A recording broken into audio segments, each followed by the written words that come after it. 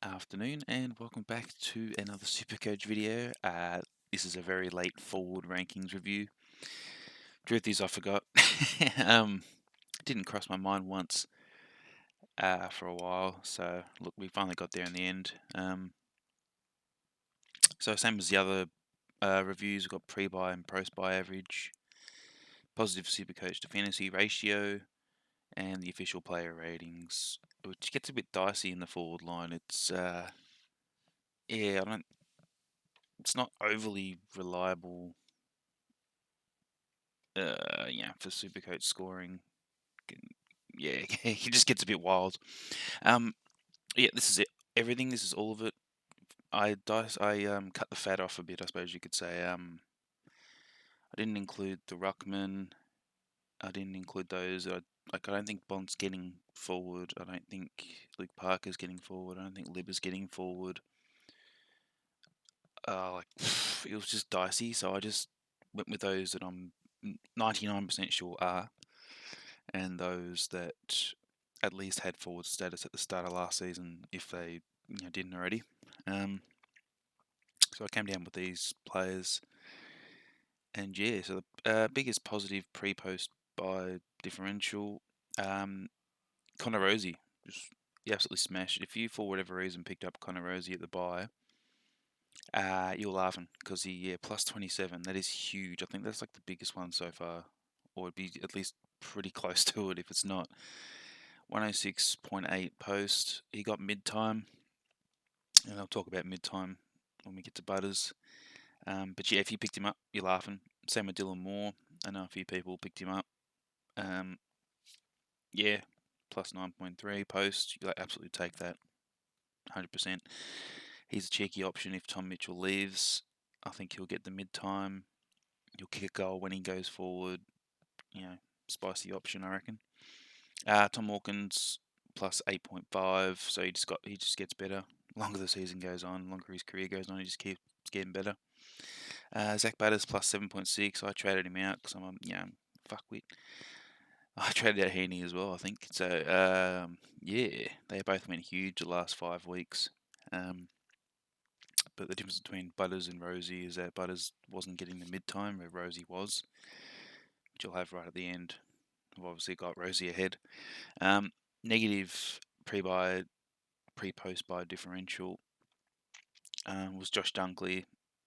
I think he got injured 1 week or something, and then he got put forward for the majority of a few. I think he's got like a 46 or something at one stage, and I think it was a pretty big game as well. He just did nothing, and that hurt. That absolutely hurt. But it's better for us next season because if he does go to the Lions, we start him. I mean, even if he's at the Bulldogs, we start him. But if he's absolutely a start, if he's at the Lions, because you got Neil, McCluggage, and then Berry actually shot up a bit in the final series. He turned the game of that. I think it was a Richmond game. So him, but if Dunkley gets there, you pick Dunkley in that midfield, but he doesn't have to contest with Bont, McRae, Libba, what's the other one, Treloar, Bailey Smith, and so on and so forth. So absolutely a must, even though he went terrible post-buy. It just means we get him a bit cheaper than what he was probably projected to get. Tim Taranto, so he had I think it was a back spasm or something. He was out for like 4 or 5 weeks, and he came back, dropped a couple 70s. He's one I'm keen on if he can have another solid pre-season and he gets to the Tigers.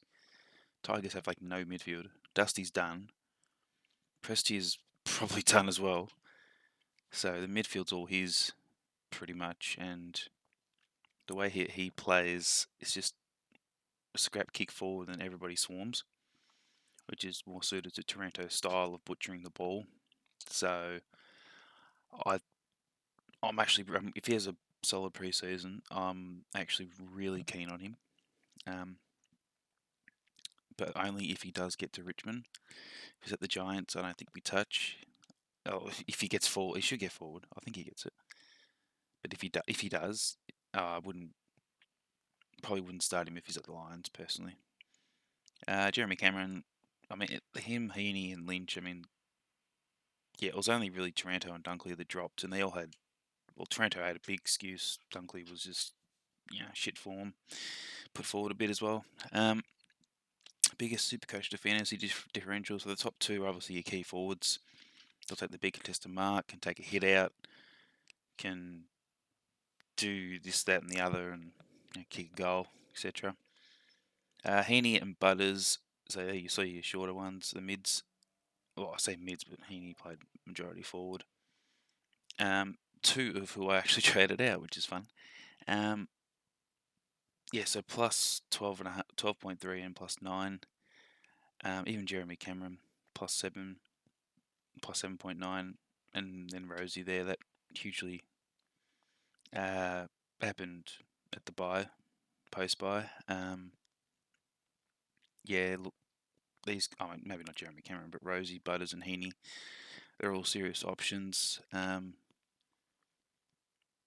There's not much else to add. I mean, it's just what we expected out of both of those picks this year. So highest rated player, top 6. So this is where I said it gets dicey. It's like it's got Tom Lynch first, which is it's understandable. Like he was averaging like 3 goals a game. If he played every game, he would have probably kicked 80, 90 goals. He was going off his nut. It was great to see, and those that picked him up the last couple of rounds were rewarded too. So you got Isaac Heaney. So if you're a Heaney fan, highest rated or second highest rated there, which is fine. Like I said, it gets a bit dicey. It's like Dylan Moore, he was good. Don't think he should have been third, but you got Cameron, Dunkley, and Hawkins. So if you didn't really care too much for it this time, sorry, from the other videos, I definitely wouldn't put any more in, if any. So who am I starting next season? So at T1 I got Josh Dunkley, as mentioned before. Whether or not he's at the Doggies or Lions, you start him. If he's at the Lions, if he's not 100% of teams, or at least those that, like every single main account, not a Smurf account or a burner or whatever it is, you start Dunkley. He's just absolutely must. So the 1.5, I've got Taranto here. He needs if he gets a full preseason and he's at the Tigers, he would be pretty close to Dunkley level, as terms of locks, not what they can score. But obviously he doesn't really get that back right. I think he played the last 2 games of the season. He dropped like 2 sub-70s, but Giants were shithouse, still are. Isaac Heaney, he's always in the conversation. He went 100 pre and 100 post. So, I mean, you can definitely start him again. It's just Chad Warner's sort of taken that spot as, the mid-time getter, and Callum Mills has actually dropped off. So, I mean, look, he's going to be a solid option whether you pick him up now or later. I don't think he's going to deviate too much. I think he's going to, he's 100 average, so will he hurt you? Probably early on, as he does, but he'll drop off, and you can probably pick him up later easy. And kind of Rosie, so I've got him, as I said earlier, over Butters. Rosie is getting that mid-time, that post-buy. He was just racking up CBAs, and Butters was not. So I'm going to go with Rosie with natural progression. I think, he'll be 105, I think, for the year.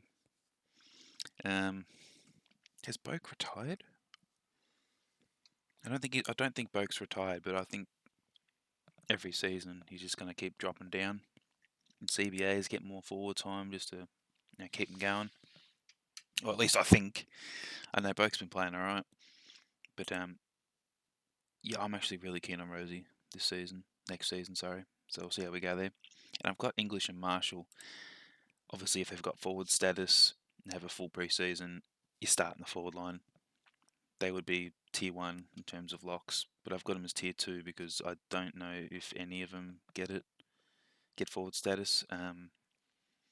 Obviously they need to have a half decent preseason at least. No niggles, but English. If he gets it, huge lock, absolutely. And then Marshall. It's a little bit of a worry. He's got Tom Campbell. I know Campbell took like most of the CBAs in the last round. I think that was just get experience into him. I don't think it's.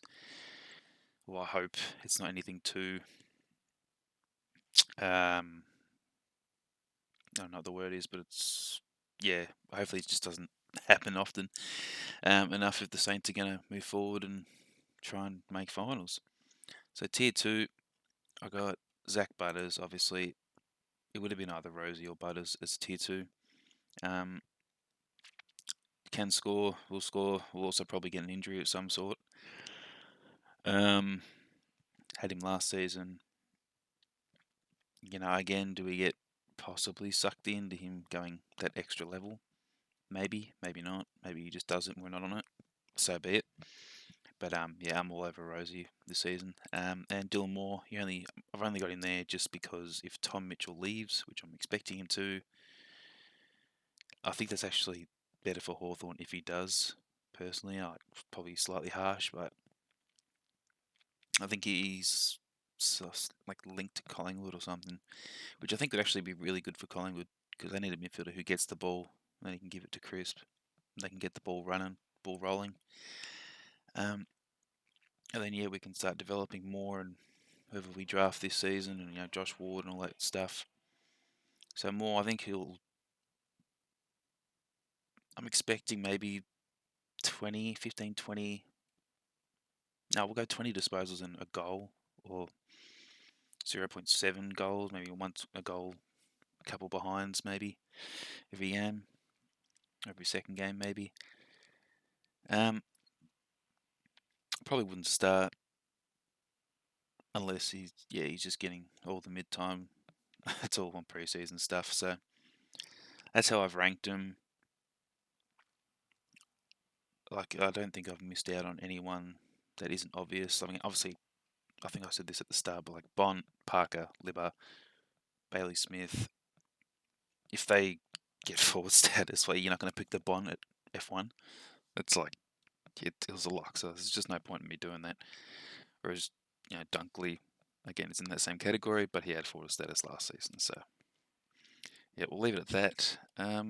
Apologies again for getting this out so late. Completely forgot, but yeah, shit grand final. Pie should have got in there and actually made something of it. Just throwing the kitchen sink at them. I still think Geelong would have won. They just played near perfect footy. So congrats to them.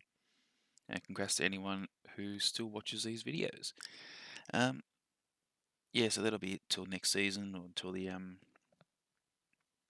what's it called? The early team pick comes out. So yeah, other than that, have a good one. Thank you for watching.